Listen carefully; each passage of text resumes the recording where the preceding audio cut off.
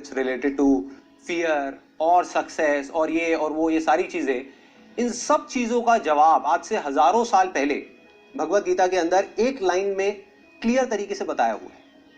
Problem क्या है कि हमको वो लाइन समझ नहीं आई। मुझे भी समझ नहीं आई थी जब मैंने पहली बार सुनी थी। वो लाइन क्या है आप सबको पता होगा कि कर्म किए जा, फल की इच्छा मत कर। जब मैंने पहली बार इसको सुना, मैंने कहा यार कर्म किए जा, फल की इच्छा मत कर, इसका मतलब तो यही हुआ ना कि ये तो बकवास है। क्योंकि आज के टाइम में अगर हम देखें अपने आसपास में तो इसका एग्जैक्ट ऑपोजिट हो रहा है। सबसे ज्यादा मेहनत कौन कर रहा है? एक रिक्शे वाला कर रहा है कि नहीं? और उसको क्या फल मिल रहा है? कुछ भी नहीं। और ऐसे बहुत सारे लोग हैं जो बहुत मेहनत कर रहे हैं, उनको रिजल्ट कुछ भी नहीं मिल रहा। तो खेल है क्या? खेल क्या है कि हम इसको बारीकी से समझ नहीं पाए। मैं भी समझ नहीं पाया था। फिर जब इसके ऊपर एक एक वर्ड को इसको पकड़ने की कोशिश करी और समझ आया, तब क्लियर होता चला गया कि एग्जैक्टली कर्म करना कैसे है। देखो, कर्म भी सही डायरेक्शन में करना है, तभी रिजल्ट आएगा ना। सक्सेस यहां है, आप वहां भागे जा रहे हो। आप कह रहे हो यार मैं तो 10 साल से भाग रहा हूं, अभी तक मेरे को सक्सेस मिली नहीं।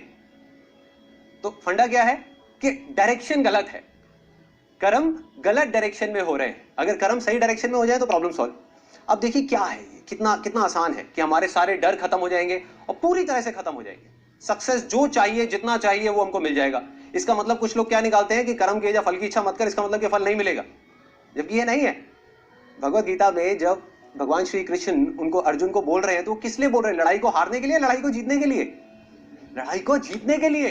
वो भी एक इतना बड़ा युद्ध, उसको जीतने के लिए बोला गया है, ना कि हारने के लिए। तो अब देखिए किस तरीके से काम करता है। सबसे पहले देखते हैं कर्म क्या है। कर्म 3 लेवल पे होते हैं। एक है जो हम अपनी बॉडी से करते हैं, जो हम समझते हैं कर्म का मतलब कि जिसको हम मेहनत बोलते हैं, वो कर्म इंपॉर्टेंट है ही नहीं, मैटर ही नहीं करता। मतलब अगर उसकी इंपॉर्टेंस वाइज अगर आप मुझसे पूछो out of 100, out of scale of 100, मैं कहूंगा 1% है उसकी इंपॉर्टेंस। क्या बॉडी से क्या कर रहे हो वो मैटर नहीं करता। फॉर एग्जाम्पल, 2 लोग हैं, 2 लोग एक ही काम कर रहे हैं, एक जैसा काम कर रहे हैं बॉडी से, दोनों ही एक आदमी को मार रहे हैं। एक मार रहा है अपने फायदे के लिए, दूसरा मार रहा है किसी और को बचाने के लिए। तो बॉडी के लेवल पे दोनों सेम कर्म कर रहे हैं, लेकिन माइंड के लेवल पे अलग अलग कर रहे हैं। तो दूसरा कर्म का जो स्तर है वो है जो हम बोलते हैं। तीसरा है जो हम सोचते हैं। असली खेल यहां है। जो आदमी सही सोच नहीं सकता, क्या वो सही बोल सकता है? इम्पॉसिबल। जो सही बोल नहीं सकता वो सही करेगा क्या? तो सारे जो कर्मों की बात हो रही है वो यहां हो रही है। और वो कर्म क्या है? सोच के लेवल पे। और जिसकी सोच सही डायरेक्शन में हो गई, उसकी लाइफ सही डायरेक्शन में जानी, उसको तो फल मिलना ही मिलना है। फल के बारे में जो मांग रहा है, सपोजिंगली हाथ ऐसे करके बैठे रहो कि भगवान मुझे फल दे दो, मुझे ये चाहिए, मुझे नंबर चाहिए, मुझे ये चाहिए, मुझे बिजनेस में पैसा चाहिए, मुझे जॉब में प्रमोशन चाहिए, सब कुछ मांगते रहो और कर्म सही डायरेक्शन में करो नहीं, तो क्या होगा? वो मिलेगा ही नहीं कभी भी। दूसरी तरफ से कुछ मत मांगो, लेकिन कर्म सही डायरेक्शन में करते चले जाओ, तो उतना मिलेगा जितना हम सब में से कोई सपने में भी नहीं सोच सकता।